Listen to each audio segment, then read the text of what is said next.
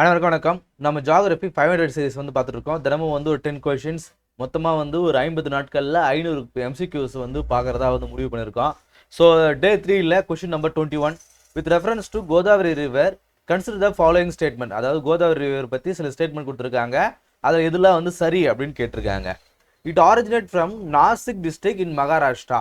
ஆமாம், மகாராஷ்டிராவில் நாசிக்கில் தான் வந்து இது உருவாகுது. திரகம்பகேஸ்வரர் அப்படிங்கிற அந்த மவுண்டெயின்லேருந்து உருவாகுது. ரெண்டாவது, Pranhita and Indravati are tributaries of the Godavari ரிவர்ன்றாங்க. இது ரெண்டுமே வந்து கோதாவரியுடைய ட்ரிபியூட்டரியா அப்படின்னு கேட்குறாங்க. ஆமாம், கோதாவரியுடைய ட்ரிபியூட்டரி தான் ரெண்டுமே. It is the second longest river in India after கங்கான்னு கேட்குறாங்க. இந்த இடத்துல தான் நமக்கு ஒரு டவுட் வரும். கங்கை நதிக்கு பிறகு வந்து கோதாவரியா அப்படின்றது நமக்கு ஒரு டவுட் வரும். ஏன் அப்படின்னு கேட்டிங்கன்னா, நீங்கள் பாருங்கள், இப்போ உங்களுக்கு தெரியும், இப்போ இண்டஸ் ரிவரெல்லாம் இங்கே உருவானாலும் மோஸ்ட் ஆஃப் த ரிவர் வந்து பாகிஸ்தானில் தான் வந்து ட்ராவல் ஆகுது. அதே போல் பிரம்மபுத்திரா வந்து இங்கே ட்ராவல் ஆகலாம். ஸோ நேபாளில் ஆரிஜினேட் ஆனாலும், நேபாள் அந்த திபெத்தில் ஆரிஜினேட் ஆனாலும் மோஸ்ட் ஆஃப் த ஏரியாஸ் வந்து இந்தியாவுக்கு அவுட் சைடில் தான் இருக்குது. கொஞ்சம் தான் வந்து இந்தியாவுக்குள்ளே வந்து ட்ராவல் ஆகுது. ஆனால் நீங்கள் பாருங்கள், கோதாவரி மட்டும்தான் ஃபுல்லாக வந்து ட்ராவல் ஆகுது. ஸோ ஆஃப்டர் கங்கா கோதாவரி தான் வந்து ஃபுல்லாக ட்ராவல் ஆகுது. இந்தியாவுக்குள்ளே ட்ராவல் ஆகுறதுனால தான் அதை தக்ஷிண கங்கா அப்படின்னு சொல்கிறோம். பெனின்சுலர் பிளாட்டியூவில் பார்க்கும்போது Godavari is a longest river. ஆனால் ஆன் த ஹோல் இந்தியாவில் பார்க்கும்போது செகண்ட் லாங்கஸ்ட் ஆஃப்டர் கங்கா அப்படின்னா அது கோதாவரி தான். ஸோ 3 ஸ்டேட்மெண்ட்டுமே சரி. 1 and 2 option D is the right answer. Question number 22. when you travel in Himalayas you will see which of the following கேட்குறாங்க. அதாவது நீங்கள் இமாலய மலைத்தொடர்களில் ட்ராவல் பண்ணுறீங்கன்னா கீழே இருக்கக்கூடிய இதெல்லாம் வந்து லேண்ட் ஃபார்ம்ஸுங்க. இதெல்லாம் வந்து லேண்ட் ஃபார்ம்ஸு. என்ன மாதிரியான லேண்ட் ஃபார்ம்ஸ்லாம் இருக்குன்னு கேட்குறாங்க. கரெக்ட் மட்டும் தான் கேட்குறாங்க. சரியா? ஸோ என்னென்ன மாதிரி இருக்குன்னு பார்த்துருங்க. நீங்கள் வந்து இந்த லேண்ட் ஃபார்ம்ஸு ஒரே டிராஃபிக்காக இருக்குது. இந்த லேண்ட் ஃபார்ம்ஸ்லாம் எப்படி இருக்குன்னு சொல்லிட்டு நீங்கள் அந்த என்சிஆர்டில் படிக்கும்போது நீங்கள் பார்த்துருப்பீங்க. ஸோ வி ஷேப்டு வேலி இருக்குமா? கட்டாயம் இருக்கும். இமாலயாஸுடைய அந்த ஸ்பெஷலைஸ்டே வந்து இந்த வி ஷேப்டு வேலி தான். ஏன்னா வந்து லாங் டேர்மாக அதிகப்படியான நதிகள் போகிறதுனால ஒரு வி ஷேப்டு வேலி வந்து உருவாக்கும். இதன் மூலமாக வந்து நதி இருக்கும். இப்படி வந்து லேண்ட் ஃபார்ம்னு வச்சுங்களேன், இது வழியாக நதி போக போக போக என்ன ஆகும்? எரோடாகி இந்த மாதிரி வி ஷேப்டு வேலி உருவாகும். கரெக்டு. ஹேங்கிங் வேலினா என்ன? இப்போ உதாரணத்துக்கு இதுதான் வந்து ஒரு லேண்ட் ஃபார்ம்னு வச்சுக்கோங்க. அப்படி ஸ்டீப்பாக வந்து இருக்குது. இப்போ மேலே வந்து நதி வந்து போயிட்டே இருக்குதுங்க. நதி வந்து மேலே வந்து இப்படி ட்ராவல் ஆகிட்டே இருக்குது. கீழே வந்து இப்படி செக்ரிட்டி ஆகுதுன்னு வச்சுக்கலாம். ஸோ இந்த இடத்துல வந்து ஒரு அரிப்பு ஏற்படுமா? ஸோ இந்த இடத்துல வந்து ஒரு அரிப்பு ஏற்படும். இது நான் இந்த மாதிரி மேனரில் காட்டுறேன் பாருங்க. அப்போது இப்படி ஒரு ட்ராவல் ஆகுமா? இது வந்து கிரவுண்டு, இது வந்து அப்பர் வேலி.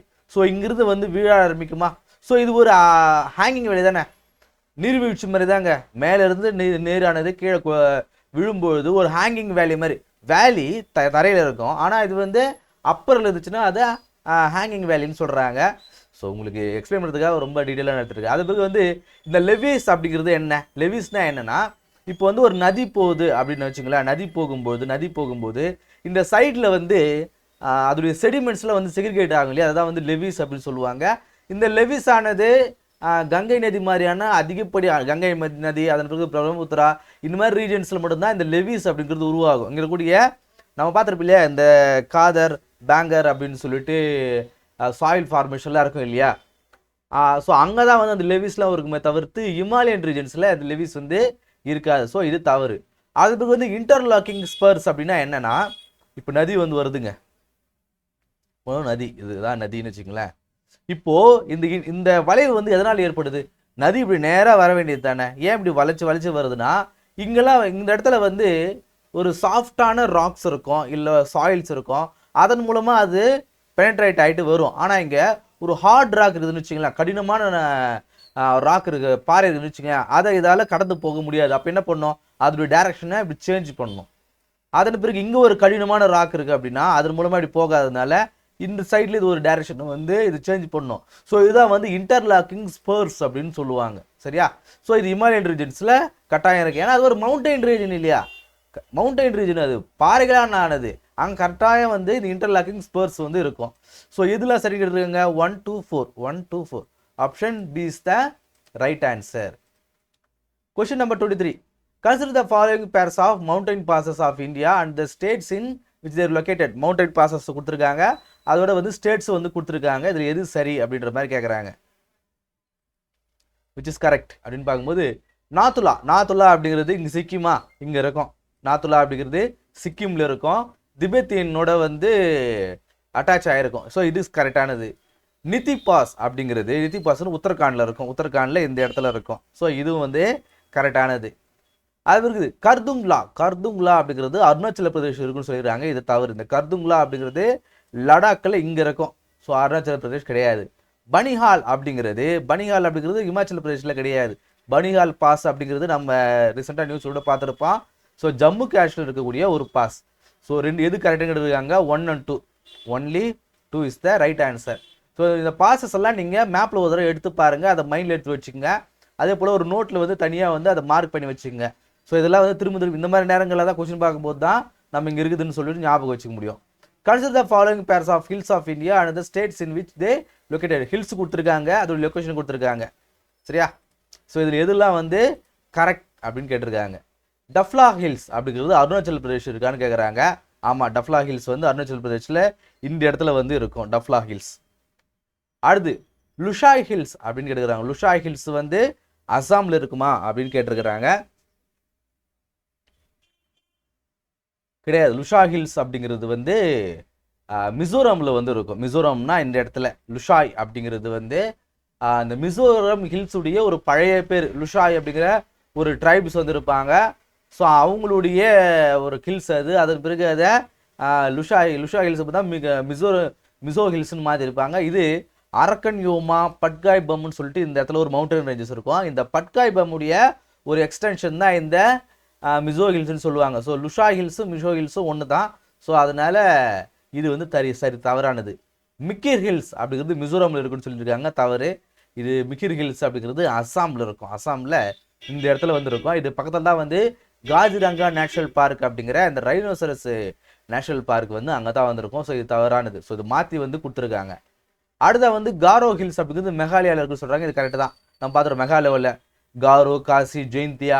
ஸோ அந்த காரோ அப்படிங்கிறது ட்ரைபு, அந்த ட்ரைபில் பேரில் இருக்கும். காரோன்ற ஒரு ட்ரைபு, காசின்றது ஒரு ட்ரைபு, ஜெயந்தியான்ற ஒரு ட்ரைபு.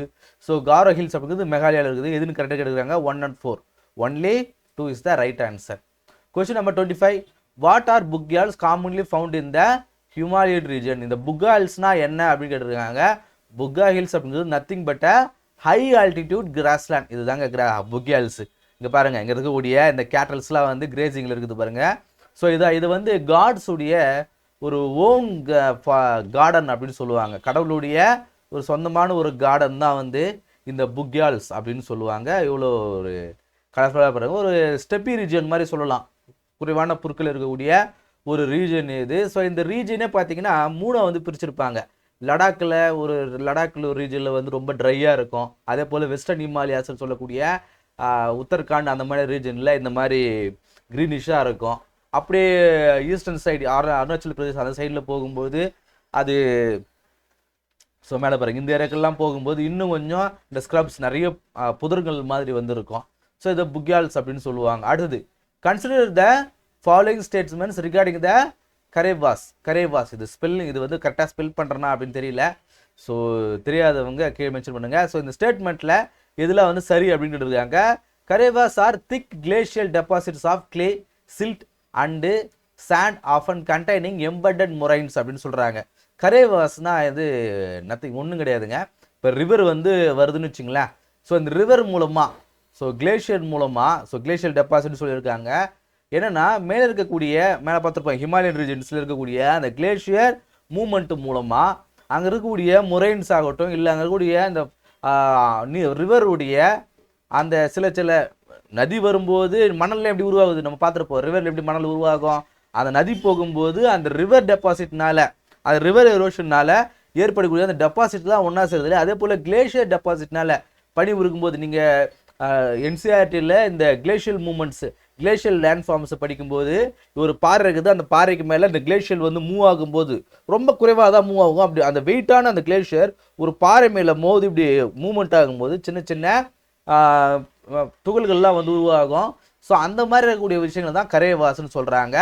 சரி, தே ஃபவுண்ட் இன் காஷ்மீர் வேலின்னு சொல்கிறாங்க. இது சரி, காஷ்மீர் வேலியில் தான் மேலே தான் வந்து பனிப்பாறைகள் இருக்கும், உங்களுக்கு தெரியும், அதனால் அது உருவாயிருக்கும். Correct. This deposits are ideal for cultivation of saffron, apples, walnuts and almond சொல்கிறாங்க. இதுவும் சரிதான். ஏன்னா சின்ன சின்ன பார்ட்டிகல்ஸ் இல்லையா, ஸோ நல்லா என்ன சொல்கிறது, அதோடைய நம்ம பார்த்துருப்போம். இப்போது வேர்க்கடலாம் இருக்குதுன்னு வச்சுங்களேன், நம்ம ஊரில் வந்து கடக்காலாம் வந்து விதைக்கிறாங்கன்னு வச்சுன்னா, அது எல்லா மணல்லே வந்து விதைக்க மாட்டாங்க. ஒரு மாதிரி வண்டல் மண்ணில் தான் வந்து விதைப்பாங்க. விவசாயம் பண்ணுறவங்களுக்கு தெரியும். இந்த வேர்க்கடலாம் வந்து விளைச்சதுக்கு பிறகு இந்த சின்ன ஒரு மண்வெட்டி மாதிரி இருக்கும், அது எங்கள் ஊரில் வேறு மாதிரி சொல்லுவாங்க, அது ஆனால் ரொம்ப கொச்சையாக இருக்கும். ஸோ அந்த சின்னதாக இருக்கிற மண்வெட்டியை வச்சு இப்படி கொத்துவோம். இப்படி கொத்தும்போது என்ன பண்ணுவோம் அப்படின்னா, அது கொத்துறதே வந்து ரொம்ப அழகாக இருக்கும். சாதாரண மண்ணில் கொத்தும்போது ரொம்ப கஷ்டமாக இருக்கும். இது மணல் மாதிரி இல்லாமல், களிமண் மாதிரி இல்லாமல், அதாவது மணல் மாதிரி இல்லாமல், சாதாரண மண் மாதிரி இல்லாமல், அதுக்கு மிடில் வந்து இந்த மணல்லாம் சலிச்சு வந்தால் எப்படி இருக்கும் நம்ம பார்த்துருப்போம் இல்லையா. மணலில் வந்து வீடு கட்டும்போது மணலை சலிச்சா ஒரு மாதிரி சின்ன சின்ன அழகழகாக இருக்கும் பார்த்தீங்களா. அதே மாதிரி கொஞ்சம் அது ஒரு இருத்தன்மையோடு இருந்தால் எப்படி இருக்கும், நல்லா கொத்தும் போதே சூப்பராக இருக்கும், அது கொத்துறது ஜாலியாக இருக்கும். ஸோ அந்த மாதிரி இருக்கிறது வந்து இந்த சாஃப்ரான் ஆப்பிளோடைய கல்டிவேஷனுக்கு யூஸாக இருக்குன்னு சொல்கிறாங்க. ஸோ பாருங்கள், இந்த ஃபோட்டோ பார்த்தாலே உங்களுக்கு தெரியும் பாருங்கள். ஸோ இந்த மாதிரி மண், இந்த மண் பார்க்கும்போது எந்த அளவுக்கு வந்து ஒரு ரிச்சான ஒரு மண்ணாக இருக்குது, அதே போல் ரொம்ப கோர்ஸான ஒரு மண்ணாக இருக்குதுன்னு நமக்கு தெரியும் இல்லையா. ஸோ அதனால இந்த மாதிரி கல்டிவேஷன் யூஸ் ஆகும்னு சொல்கிறாங்க. எது கரெக்டாக இருக்காங்க, மூணுமே சரி தான். Option D is the right answer. Question number 27. Pindari Glacier is located in which of the following Himalayan sub-ranges கேட்குறாங்க. இந்த பிண்டாரி கிளேஷியர் எங்கே இருக்குன்னு கேட்குறாங்க ஹிமாலயன் சப்ரேஞ்சில். ஸோ குமாயோன் ஹிமாலயாஸ் அப்படிங்கிறதுலாம் வந்து இந்த பிண்டாரி கிளேஷியர்னு சொல்லுவாங்க. இதெல்லாம் வந்து யாருக்கும் தெரியாது, ரொம்ப கஷ்டம் தான் எல்லாம் தெரிஞ்சு வச்சுக்கிறது. பட் ஆனால் இந்த மாதிரியான கொஷின்ஸ் பார்க்கும்போது நம்ம இது ஞாபகம் வச்சுக்கணும், அவ்வளோதான். இதை நம்ம யாரும் படிச்சிருக்க மாட்டோம். ஸோ அதனால் ஐயோ இதெல்லாம் தெரியலையேன்னு நினைக்காதீங்க. கொஷின் பார்க்கும்போது பிண்டாரி கிளேஷியர்ன்றது வந்து குமாயோன் ஹிமாலயாஸ் இருக்குது. குமாயோன் ஹிமாலயாஸ் எங்கே இருக்குது, உத்தரகாண்டில் இருக்கும். ஸோ இந்த குமாயோன் ஹிமாலயாஸ்லேருந்து தான் பிண்டாரி ரிவர் அப்படிங்கிறது வரும். இந்த பிண்டாரி கிளேஷியர் தான் வந்து பிண்டாரி அப்படிங்கிற ஒரு ரிவர் வரும். அந்த பிண்டாரி ரிவர் அப்படிங்கிறது தான் வந்து அலக்நந்தா அப்படிங்கிற அந்த ரிவரோட வந்து ஜாயின் ஆகும். இந்த அலக்நந்தா தான் கங்கை நதியோட வந்து ஜாயின் ஆகும். ஸோ அந்த பிண்டாரி ரிவர் அப்படிங்கிறது அலக்நந்தாவோட ட்ரிபியூட்ரி, அலக்நந்தா அப்படிங்கிறது கங்கை நதியோட ட்ரிபியூட்ரி. புரிஞ்சுதா? So Kumaon B is the right answer. Consider following statements about alluvial soils in Indo Gangetic plain. இந்த அலுவியல் சாயில்ஸ் பற்றி, கங்காட்டிக் பிளைன் இருக்கக்கூடிய அந்த அலுவியல் சாயில்ஸ் பற்றி கீழக்கூடிய ஸ்டேட்மெண்ட்ஸில் எதெல்லாம் சரி அப்படின்னு கேட்டிருக்காங்க. ஸோ பாருங்கள், மேலேயே பார்த்தோம் அலுவியல் சாயில்னா என்ன, இந்த ஃப்ளூயல் சாயில்னா என்ன. ஸோ இது பார்த்துருவோம். Bhangar is composed of newer alluvium while khadar is made up of older டெபாசிட்னு சொல்கிறாங்க. இது தப்பு, ஆப்போசிட்டாக கொடுத்துருக்காங்க. ஸோ பாங்கர் அப்படிங்கிறது தான் வந்து ஓல்டர், காதர் அப்படிங்கிறது தான் வந்து நியூயர். ஸோ அது தப்பு. Khadar contains kankar while bhangar is free from such டெபாசிட்னு சொல்கிறாங்க. இதுவும் தப்பு. காதர் வந்து ஃப்ரீ, பாங்கர் கிட்ட தான் வந்து இந்த லைம் நூடுல்ஸ் அப்படிங்கிறது இருக்கும், காதர் கிட்ட இருக்காது. சரி, இப்போது இந்த ஃப்ளூயல் சாயில்ஸ் தான் என்ன அப்படின்னு பார்க்கும்போது இது நதிங்க. ஸோ இது நதியானது இப்படி ட்ராவல் ஆகி வந்துகிட்டே இருக்குது. ஸோ இந்த நதியானது ட்ராவல் ஆகி வரும்போது இங்கே இருக்கக்கூடிய மேலே பார்த்தோம் இல்லையா, ஒரு நதி ட்ராவல் ஆகும்போது அது சில அந்த மண் துகள்லாம் வந்துகிட்டே இருக்கும். இந்த மண் துகள்லாம் வந்து இப்படி ஓரமாக வந்து செக்ரிகேட் ஆகுமா, ஓரமாக வந்து இந்த இடத்துல வந்து செக்ரிகேட் ஆகும். சரியா? இது வந்து ஃபஸ்ட் டைம் எப்படி ஆகும், நாட்கள் வந்து ஆண்டுகள் போக போக போக ஒரு 50 ஆண்டுகளுக்கு பிறகு திரும்ப இங்கே வரக்கூடிய இந்த மணல் துகள்லாம் இங்கே வந்து செக்ரிகேட் ஆகிட்டே இருக்குமா. இப்படி செக்ரிகேட் ஆக ஆக ஆக இங்கே ஆல்ரெடி இருக்கிற இந்த மண் துகள்கள் வந்து இங்கே ட்ராவல் ஆகி போகும். நம்ம பார்த்துருப்போம். இப்போ நீங்கள் வந்து ஒரு ஒவ்வொன்று, இப்போ நீங்கள் தண்ணி ஒரு இப்போது கிணத்துக்கு போங்க, கிணத்துக்கு போய்ட்டு ஒரு கல் தூக்கி போடுறீங்க. கல் தூக்கி போடுறதுக்கு பிறகு அந்த கிணத்துல ஒரு அலை போகும் இல்லையா, அந்த வேவ்ஸ் போகும் இல்லையா. நீங்கள் என்ன பண்ணுங்க, அந்த வேவ்ஸ் போகும்போது ஒரு கைப்பிடி அளவு பொறி எடுத்து அதில் போடுங்க. பொறி எடுத்து போயிட்டுனா அந்த பொறியானது அடிச்சுட்டு அப்படி ஓரமாக போகும். திரும்ப ஒரு பொறி எடுத்து அடிச்சுட்டு போடுங்க. திரும்ப அந்த பொறியானது கூட போகும். முதல்ல போட்ட பொறியானது ஃபஸ்ட்டு லாஸ்ட்டில் போய் நிற்கும், ரெண்டாவது போட்ட பொறியானது அது பக்கத்தில் போய் நிற்கும். கரெக்டாக இல்லையா? ஸோ அது போல தான் முதல்ல வந்த அந்த சாயில்ஸ்லாம் தூரமாக போயிடும், அதன் பிறகு அந்த சாயில்ஸ் வந்து பக்கமாக இருக்கும், அதன் பிறகு வர சாயில்ஸ் இது போயிட்டே இருக்கும். ஸோ அப்போது இந்த பாங்கர் அப்படிங்கிறது தூரமாக இருக்கக்கூடிய சாயில், ஆனால் இது ஆல்ரெடி வந்த சாயில் தான். ஸோ இங்கிருந்து தூரமாக போயிடுச்சு. காதர் அப்படிங்கிறது நியூவான ஒரு சாயில். அதே போல் இந்த ஏன் வந்து இந்த லைம் நூடுல்ஸ்னால் என்ன அப்படின்னா, இந்த காங்கர் அப்படின்னா என்னன்னா, அதன் மூலமாக அதுக்குள்ளே வந்து தண்ணியால் பெனிட்ரேட் பண்ணி போக முடியாது, சுலபமாக வந்து இருக்காது. ஏன்னா ரொம்ப நாளான ஒரு மணல் இல்லையா, அதனால என்ன ஆகும் அப்படின்னா அது ரொம்ப டைட் ஆகிடும். ஸோ அப்படி டைட்டாக வர்றதுனால அது கல்டிவேஷன் பண்ணுறது கொஞ்சம் கஷ்டமாக இருக்கணுவாங்க. ஸோ ஆனால் இந்த காதர் அப்படிங்கிறது இப்போ தான் வந்ததுனால லூசுனா இருக்கும், தண்ணி அதனால வாட்டர் அதில் பெனிட்ரேட் பண்ணி போக முடியும் அப்படின்னு சொல்கிறாங்க. ஸோ ரெண்டுமே வந்து தவறான statement. So neither 1 and nor 2. So option D is the right answer. Question number 29. What is common among the places Sambar, Degana and Kuchaman in Rajasthan அப்படின்னு கேட்குறாங்க. ஸோ இந்த 4 பிளேசஸில் இருக்கக்கூடிய காமன் என்ன அப்படின்னு கேட்குறாங்க. இது ராஜஸ்தான் இருக்கக்கூடியது. 3மே வந்து நாக்பூர் டிஸ்ட்ரிக்டில் தான் வந்து இருக்கும். நாக்பூர் தான் நினைக்கிறேன். நாக்பூர் டிஸ்ட்ரிக்ட் தான் நினைக்கிறேன். சரி, தெரிஞ்சவங்க கீழே கமெண்ட் சொல்லுங்க. 3மே வந்து நாக்பூர் டிஸ்ட்ரிக்ட் தான் நினைக்கிறேன். சரி, இதில் என்ன காமன், கீழே கூடிய ஸ்டேட்மெண்ட்டில் எது காமன் அப்படின்னு பார்க்கும்போது உங்களுக்கு தெரியும், இந்த சாம்பார் அப்படின்றத பார்த்தாலே நமக்கு தெரியும், இந்தியாவில் கூடிய லார்ஜஸ்ட் இன்லேண்ட் சலைன் லேக்னா வந்து சாம்பார் அது. ஸோ அப்படி பார்க்கும்போது saline lake. Option B is the right answer. Last question number 30. Which of the following describes the term charts in the context of Indian geography? இந்த சார்ஸ்னா என்ன அப்படின்னு கேட்குறாங்க. சார்ஸ்னா என்ன அப்படின்னு கேட்குறாங்க. ஒன்றுமே இல்லைங்க. சார்ஸ்னா ஒன்றும் கிடையாதுங்க. ரிவர் வந்து வருதுங்க. முன்னாடியே பார்த்துட்டா தான் திரும்ப ரிவர் பற்றி தான் பார்த்துருக்கோம். இந்த ரிவர் வரும்பொழுது இந்த ரிவர் கூட வரக்கூடிய அந்த மண் துகள்கள் இருக்குது இல்லையா, ஸோ அந்த மண் துகள்கள் வந்து சைடில் வந்து சிகிரிகேட் ஆகுது இல்லையா, இதுதாங்க சார்ஸ்ன்னு சொல்கிறாங்க. ஒன்றும் கிடையாதுங்க, இதுதான் சார்ஸ். ஸோ அப்படி பார்க்கும்போது ரிவரைன் ஐலாண்ட், ஸோ இந்த சார்ஸ் ஆனது இப்படி உருவாகுது இல்லையா, ஸோ இந்த சார்ஸ் ஆனது உருவாகும்போது இது என்ன ஆகும்னா ஒரு சின்ன ஐலாண்டு வந்து உருவாக்கும். ஒரு சின்ன ஐலாண்டு வந்து உருவாக்கும். இப்போ பாருங்க, இப்படி நதியானது உருவாகிட்டே இருக்குது. இது பாருங்க, இப்படி நதியானது இப்படி வந்துட்டே இருக்குது. இங்கே ஒரு ராக் ஒன்று இருக்குது. ஸோ இந்த ராக் ஆனது இப்படி வரும்பொழுது இப்போ வந்து நதியானது வந்துட்டே இருக்குது. மணலானது இங்கே சைடில் வந்து சேகரிச்சுட்டு வச்சே இருக்கிறாங்க. சேகரிச்சுட்டே இருக்கும்போது ஒரு கட்டத்துக்கு மேலே இதை ட்ராவல் ஆகி இப்படி போக முடியாது, ஏன்னா நிறைய மணல் இருக்குது இல்லையா. அப்போது இது என்ன ஆகும், இப்படி வந்து சைடு வாங்க ஆரம்பிக்கும். இப்படி சைடு வாங்க ஆரம்பிக்கும். சைடு ஆகிட்டு ஒரு பெண்டு வந்து உருவாக்கும். நம்ம நதி பார்த்துருக்கோம், இப்படி தான் வந்து நதியானது இப்படி வளைஞ்சு தானே போகுது, வளைஞ்சு போகுது இல்லையா. இப்படி வளைஞ்சு போயிட்டே இருக்கும்போது திரும்ப இது இன்க்ரீஸ் ஆக இங்கே இருக்கக்கூடிய அந்த துகள்களை என்ன ஆகும்னா திரும்ப இங்கே டெபாசிட் ஆக ஆரம்பிக்கும். இங்கே இருக்கக்கூடிய நதியானது இப்படியே டெபாசிட் ஆகி திரும்ப வந்து இப்படி கட் ஆக ஆரம்பிச்சிடும். ஃபஸ்ட்டு வந்தது இப்படி போயிட்டு இருக்கோம், திரும்ப இப்படி கட் ஆகி இப்படி போகும், திரும்ப என்ன பண்ணும், திரும்ப இப்படி கட் ஆகி இங்கே வரும். இப்படி வரும்பொழுது இங்கே ஒரு ஐலாண்டை உருவாக்குது இல்லையா. ஸோ இங்கே ஒரு ஐலாண்டு உருவாகுது. ஸோ இந்த ஐலாண்டுக்கு பேர் தான் சார்ஸ் அப்படின்னு சொல்கிறாங்க. இந்த ஐலாண்டுக்கு பேர் தான் சார்ஸ் அப்படின்னு சொல்கிறாங்க. ஸோ அப்படி பார்க்கும்போது riverine island formed by fluvial deposition Brahmaputra and Ganga rivers. உங்களுக்கு தெரியும், உலகத்திலே மிகப்பெரிய ஒரு ரிவரைன் ஐலாண்ட் எங்கே இருக்குது அப்படின்னா அவங்களுக்கு தெரியும், இந்த இடத்துல தான் வந்து இருக்கும்.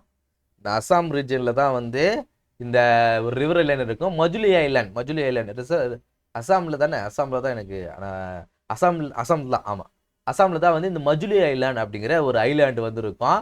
ஸோ இதுதான் வந்து அந்த சார்ஸ், அந்த மஜுலி ஐலாண்ட் மாதிரியான இந்த ரிவரைன் ஐலாண்டு தான் வந்து சார்ஸ் அப்படின்னு சொல்கிறோம். சரியா? ஸோ அப்படி பார்க்கும்போது option C is the right answer. சரிங்களா?